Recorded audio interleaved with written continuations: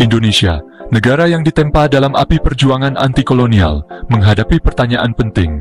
Apakah momok fasisme dan militerisme kembali membayangi demokrasi yang susah payah diraih? Dalam beberapa dekade terakhir, Indonesia telah berusaha keras untuk membangun sistem demokrasi yang kuat dan berkelanjutan. Peristiwa baru-baru ini telah membangkitkan kembali kecemasan lama, menimbulkan kekhawatiran tentang peran militer dalam masyarakat dan masa depan pemerintahan sipil.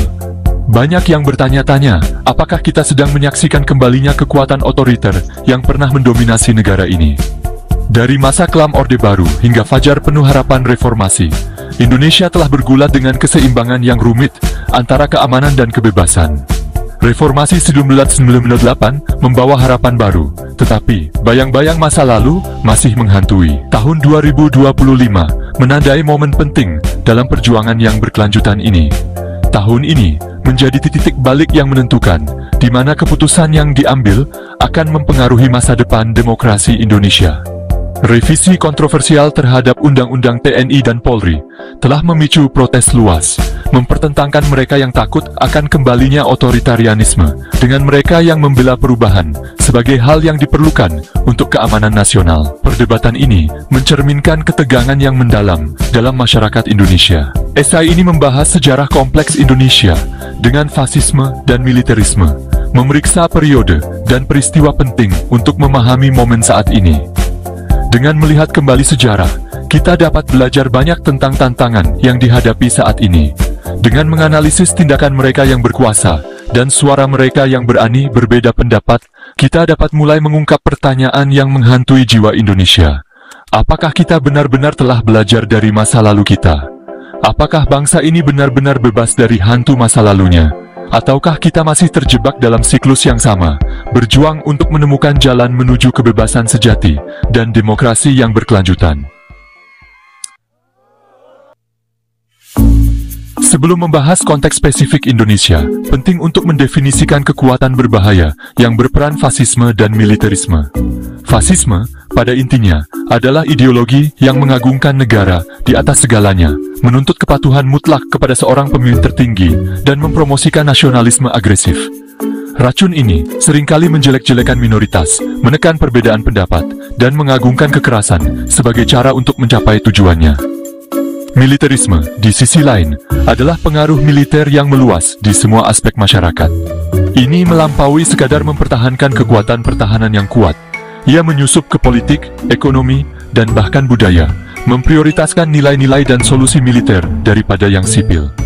Dalam bentuknya yang paling ekstrem, militerisme dapat mengikis lembaga-lembaga demokrasi dan membuka jalan bagi pemerintahan otoriter. Memahami konsep-konsep ini sangat penting untuk menganalisis apakah Indonesia sedang menyaksikan kebangkitan kembali ideologi-ideologi berbahaya ini, atau apakah situasi saat ini merupakan serangkaian tantangan yang berbeda terhadap demokrasinya.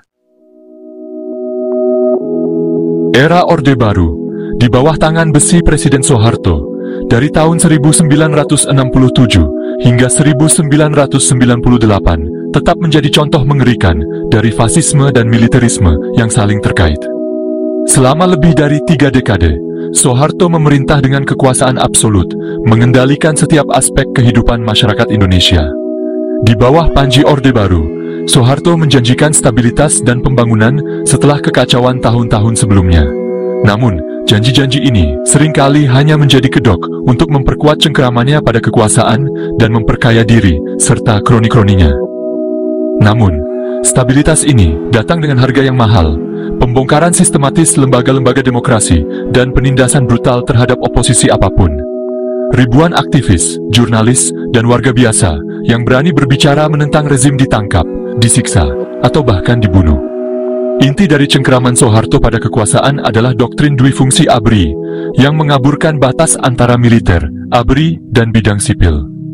Doktrin ini memungkinkan militer untuk terlibat dalam berbagai aspek kehidupan sipil, dari pemerintahan hingga bisnis.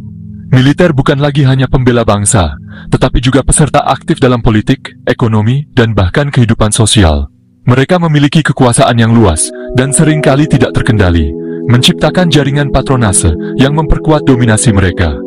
Kehadiran yang meluas ini memungkinkan militer untuk mengendalikan sebagian besar sektor ekonomi, membungkam perbedaan pendapat melalui intimidasi dan kekerasan, dan menempatkan dirinya sebagai penengah utama kekuasaan. Mereka menggunakan kekuatan mereka untuk menekan setiap bentuk perlawanan dan memastikan bahwa tidak ada yang bisa menantang otoritas mereka. Era Orde Baru meninggalkan luka yang dalam pada masyarakat Indonesia. Trauma dan ketakutan yang ditanamkan oleh rezim Soeharto masih terasa hingga hari ini, mempengaruhi generasi yang hidup di bawah bayang-bayang kekuasaan otoriter.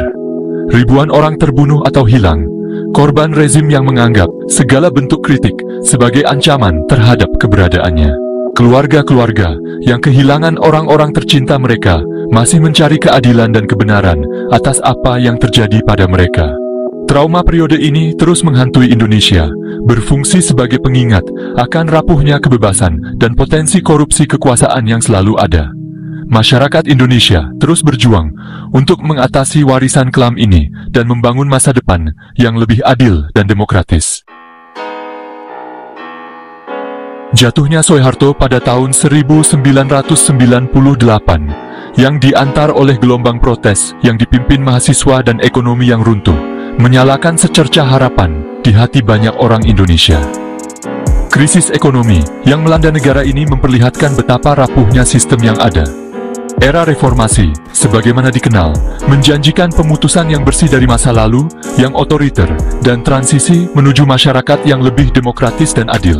Harapan ini didorong oleh keinginan untuk melihat Indonesia yang lebih transparan dan akuntabel. Salah satu tuntutan utama gerakan reformasi adalah pembongkaran dui fungsi ABRI.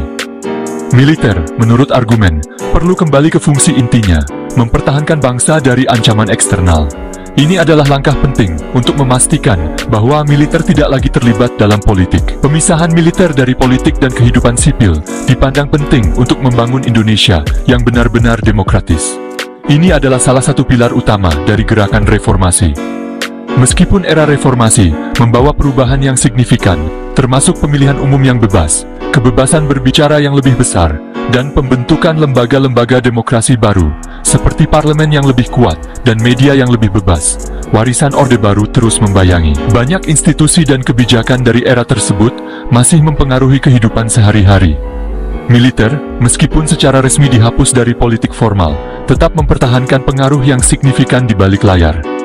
Ini menunjukkan betapa sulitnya mengubah struktur kekuasaan yang telah lama ada. Oleh karena itu, era reformasi merupakan periode kemajuan dan janji yang tidak terpenuhi. Banyak harapan yang belum terwujud sepenuhnya. Sementara Indonesia mengambil langkah-langkah penting menuju demokrasi, seperti reformasi hukum dan pemilu yang lebih adil. Pertanyaan tentang kontrol sipil atas militer dan pengaruh yang tersisa dari pola pikir Orde Baru tetap tidak terselesaikan. Ini adalah tantangan besar yang masih dihadapi oleh bangsa ini. Masa depan Indonesia tergantung pada bagaimana bangsa ini mengatasi warisan masa lalunya dan membangun fondasi yang lebih kuat untuk demokrasi yang sejati. Dalam lanskap kekuasaan politik yang selalu berubah, tidak ada yang statis untuk waktu yang lama. Indonesia, dengan sejarahnya yang kaya dan budaya yang beragam, telah mengalami banyak pergeseran dan perubahan. Dari pemerintahan kolonial hingga kemerdekaan, dari kediktatoran hingga demokrasi, pasir waktu terus membentuk kembali identitas bangsa. Tapi tahukah Anda, dengan setiap pergeseran, muncul tantangan baru. Dan, tentu saja, ketahanan rakyat diuji berkali-kali. Hari ini, saat kita melihat ke belakang, kita dapat melihat bagaimana perubahan ini memengaruhi masa kini, dan bagaimana gema masa lalu masih bergema di koridor kekuasaan. Fasisme dan militerisme di Indonesia telah menemukan pendukung setia dan penentang sengit. Di satu sisi, ada orang-orang yang percaya bahwa kehadiran militer yang kuat memastikan stabilitas dan ketertiban. Di sisi lain, ada suara-suara perlawanan yang mengadvokasi demokrasi dan hak asasi manusia. Perspektif yang kontras ini membentuk lanskap politik bangsa, menciptakan lingkungan yang dinamis dan seringkali kontroversial. Indonesia adalah negara yang terus berubah, dengan lanskap politik dan sosialnya terus berkembang. Ketegangan antara otoritarianisme dan demokrasi terasa nyata, karena bangsa ini bergulat dengan masa lalunya dan membayangkan masa depannya. Di tengah-tengah ini, rakyat Indonesia tetap tangguh, berjuang untuk keseimbangan yang menghormati sejarah mereka yang kaya, sambil merangkul kemajuan dan perubahan. Seiring Indonesia bergerak maju, ada kekhawatiran tentang potensi kembalinya praktik otoriter masa lalu. Beberapa orang khawatir bahwa kebangkitan kembali ideologi militeristik dapat merusak pencapaian demokrasi yang dicapai selama bertahun-tahun. Ketegangan ini menimbulkan pertanyaan kritis tentang arah negara ini dan apa artinya bagi masa depan demokrasi dan kebebasan sipilnya. Masa depan Indonesia terletak di tangan rakyatnya, yang terus mendorong masyarakat yang lebih demokratis dan adil. Tantangannya signifikan, tetapi begitu pula semangat ketahanan dan harapan. Dengan belajar dari masa lalu, dan secara aktif terlibat dalam masa kini, orang Indonesia sedang membentuk masa depan yang bercita-cita untuk inklusif, adil, dan bebas dari bayang-bayang fasisme dan militerisme.